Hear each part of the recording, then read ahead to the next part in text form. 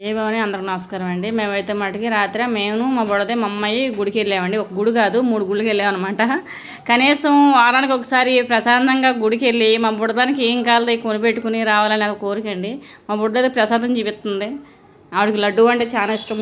లడ్డు అనే కాదు, ప్రసాదం అంటే గుడ్లు కాడ ప్రసాదం అంటే చాలా ఇష్టం ఆవిడకి. ఇంట్లో ఏంటి బయట ఏంటి కానీ. తర్వాత మా అమ్మాయి కూడా ఉందని చెప్పి వెళ్ళామన్నమాట. అంటే మా అమ్మాయి తక్కువ టైం అన్నమాట, గమ్మున వచ్చేది డ్యూటీ నుంచి.